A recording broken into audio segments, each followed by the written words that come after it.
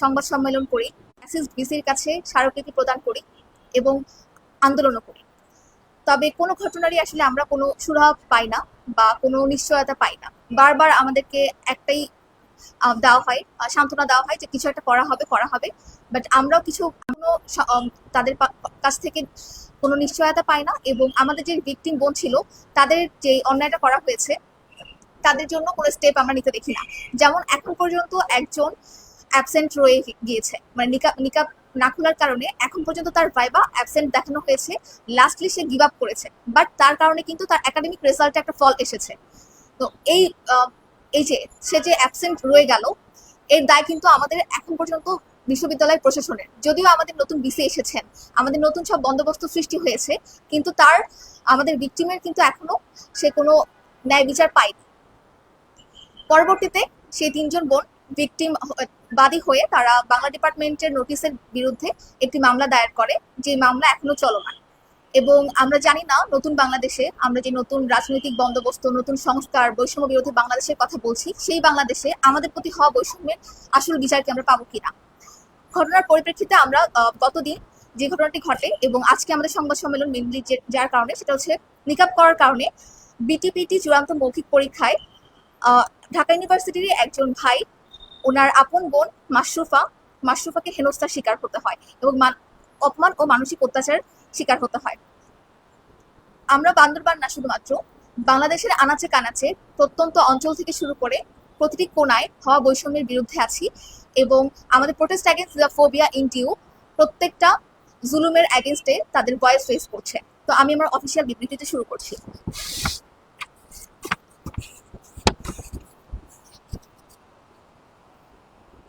প্রিয় গণমাধ্যম কর্মী, উপস্থিত সকল সাংবাদিক বৃন্দ এবং আমাদের প্রিয় সহযোদ্ধারা, আসসালামু আলাইকুম রহমতুল্লাহ।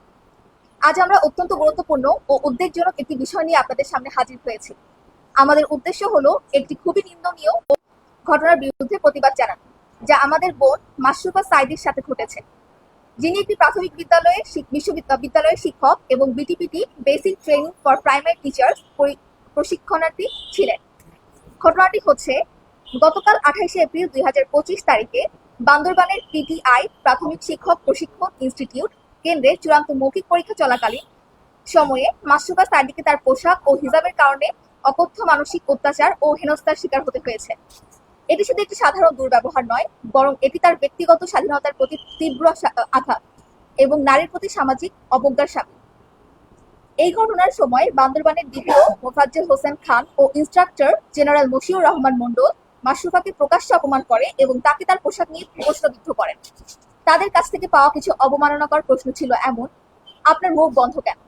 আপনি এরকম হলে প্রাইমারিতে কেন আসছেন? এখনো আপডেটেড হতে পারেন না কেন? আপনি এরকম হলে চাকরি ছেড়ে চলে যান। আপনার মুখে বন্ধ রাখলে কোনো পাপ মোচন হবে। আপনি জানেন এই পর্দা করার কারণে একজনকে আমরা সাসপেন্ড করেছি। সাংবাদিক ভাইয়েরা, আমরা বলতে চাই, এ ধরনের প্রশ্ন শুধু মাশরুফার ব্যক্তিগত স্বাধীনতা ও ধর্মীয় অধিকারকেই ক্ষুণ্ণ করেনি, বরং এটি নারী হিসেবে তার এজেন্সি, সেটির কালেকটিভ অবমাননা করা হয়েছে বলে আমরা মনে করি। মাশরুফা সাইদি কেবল তার ধর্মীয় বিধান পালন করেছেন, যেটি তার মৌলিক অধিকার। বাংলাদেশের আইনেও এই ইস্যুতে তাকে বিন্দুমাত্র প্রশ্নবিদ্ধ করার সুযোগ নেই।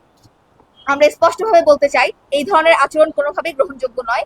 এটি কেবল মাশরুফা সাইদি বা তার মতো অন্যান্য নারী শিক্ষিকার প্রতি অবিচার নয়, বরং এটি পুরো সমাজের জন্য একটি হুমকি, যেখানে ধর্মীয় স্বাধীনতা এবং মানুষের অধিকারকে কাঠামোগত বিদ্বেষের শিকারে পরিণত করা হচ্ছে।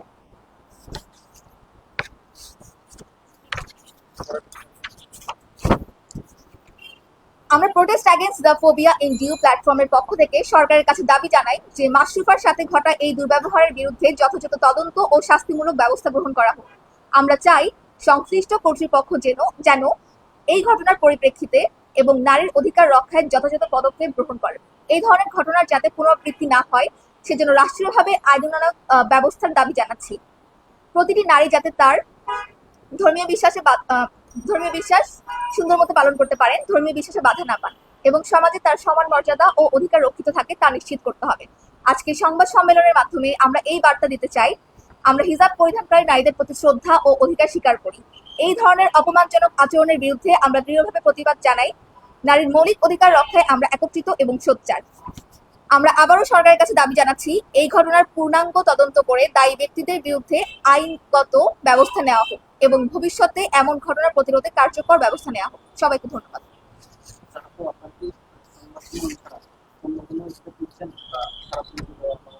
না, আজকে আপাতত না।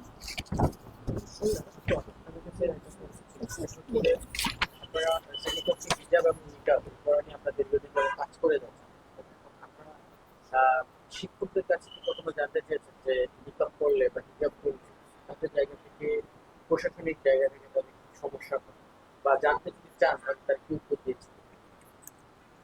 তাদের প্রথম যুক্তি থাকে আসলে আমাদেরকে শনাক্তকরণের সমস্যা হয়। তো সেই শনাক্তকরণের আবার আমরা এটার এন্টি লজিকও দেখিয়েছি যে আমরাও বিশ্বাস করি যে অবশ্যই তার শনাক্তকরণের প্রয়োজনীয়তা আছে। সেজন্য আমরা প্রথমে যে দাবিটা জানিয়েছিলাম সেটা হচ্ছে আমাদেরকে ফিমেল কোনো টিচার দ্বারা বা ফিমেল কোনো স্টাফ দ্বারা যদি আমাদেরকে শনাক্তকরণ করা হয়। আর এছাড়া যেহেতু আমাদের এখন ডিজিটাল বাংলাদেশ আমরা বলছি, আর এখন প্রযুক্তি অনেক বেশি আপডেটেড, তো সেই জায়গা থেকে আমরা আপনার হচ্ছে ফিঙ্গারপ্রিন্টের মাধ্যমেও কিন্তু আমাদের পরিচয় শনাক্তকরণ করতে পারি। যদিও এটা একটু সময় সাপেক্ষ ব্যাপার এবং একটু এখানে কস্টলিও একটা ব্যাপার, মানে কস্টিং এর একটা ব্যাপার থাকে। তো সেক্ষেত্রে এটা দীর্ঘমেয়াদী একটা পরিকল্পনা হিসেবে আমরা বিবেচনায় রাখতে চাই এবং স্বল্প মেয়াদী আমরা ফিমেল স্টাফ দ্বারা বা ফিমেল ফ্যাকাল্টি দ্বারা আমাদের পরিচয় শনাক্তকরণের জন্য একটি দাবি জানিয়েছিলাম।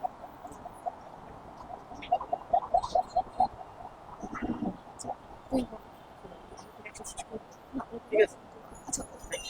আচ্ছা, ওখানে ইনফরমেশন আচ্ছা, আসসালামু আলাইকুম রাহমাতুল্লাহ। আমি একটা কথা এখন বলতে চাচ্ছি, এটা হচ্ছে 5ই আগস্টের পর থেকে আমরা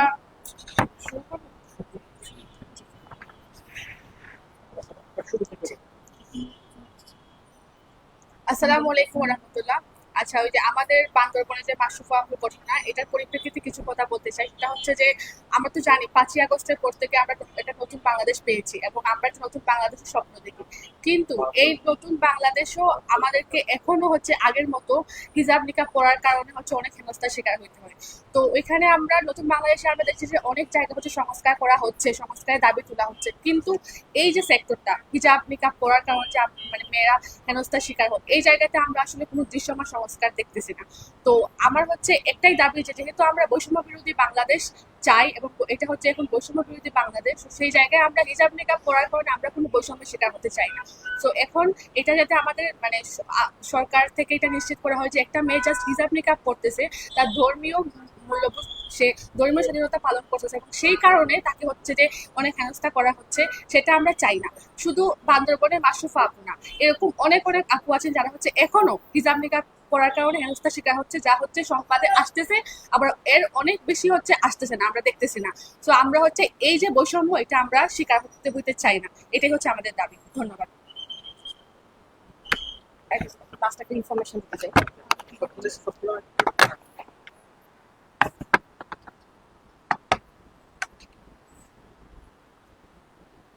আসসালামু আলাইকুম। এই পর্যায়ে আমরা হচ্ছে বিস্তারিত জানতে পেরেছি। তো শেষ মুহূর্তে আমি যে কথাটা বলতে চাই সেটা হচ্ছে 72 ঘন্টার মধ্যে কিংবা 3 দিনের মধ্যে যেন এটার ব্যবস্থা নেওয়া হয়, সেই দাবি আমি করব। এবং সেই দাবি যদি মানা না হয় তাহলে পরবর্তী চিন্তা আমরা ইনশাল্লাহ প্রোটেস্ট সেল থেকে নেওয়ার চেষ্টা করব।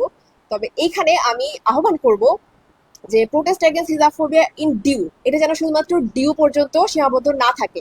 কারণ ঢাকা ইউনিভার্সিটি অলরেডি আমরা এখনো পর্যন্ত একটা মৌখিক সম্মতি পেয়েছি প্রোটেস্ট সেলের, আমাদের হিজাব বিদ্বেষ বা হচ্ছে হিজাবের বিরুদ্ধে যে আমাদের কটূক্তি, সেই হেনস্থার সংস্কারের জন্য আমরা এখন পর্যন্ত একটা মৌখিক আমরা সম্মতি আশ্বস্ত হয়েছি আমরা। কিন্তু বাংলাদেশের ঢাকা ইউনিভার্সিটি হওয়ার পরেও বাংলাদেশের অন্যান্য অনেক ইউনিভার্সিটি কলেজে এখনো পর্যন্ত এই ধরনের ঘটনা আমরা দেখতে পাচ্ছি। তাই আমি আহ্বান করব, আপনারা যারা যেখানে যখনই হেনস্থার সম্মুখীন হবেন আপনারা প্রোটেস্ট এগেইনস্ট হিজাবফোবিয়া ইন ডিউ প্ল্যাটফর্মে যোগাযোগ করবেন। আমরা আপনাদেরকে আশ্বাস করব যে এই প্রোটেস্ট এগেইনস্ট হিজাবফোবিয়া শুধু ডিউ পর্যন্ত সীমাবদ্ধ থাকবে না। প্রয়োজনে আমরা প্রোটেস্ট এগেইনস্ট হিজাবফোবিয়া ইন সিও করব, প্রয়োজনে আমরা ইন জেও করব, প্রয়োজনে আমরা এনইও করব, প্রয়োজনে আমরা প্রোটেস্ট এগেইনস্ট হিজাব ইন বাংলাদেশ করব ইনশাআল্লাহ।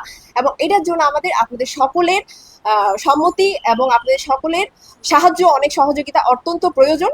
এই জন্য আমি সবাইকে আহ্বান করবো, যেখানে যখন যে ধরনের ঘটনা ঘটবে আপনারা আমাদের পেজে নক করবেন এবং আমাদেরকে অবগত করবেন। আমরা আইনি ব্যবস্থা থেকে শুরু করে প্রশাসনিক সকলভাবে আপনাদেরকে সাহায্য করবো ইনশাআল্লাহ। এই বলে আমি আমার বক্তব্য শেষ করছি। ধন্যবাদ সবাইকে।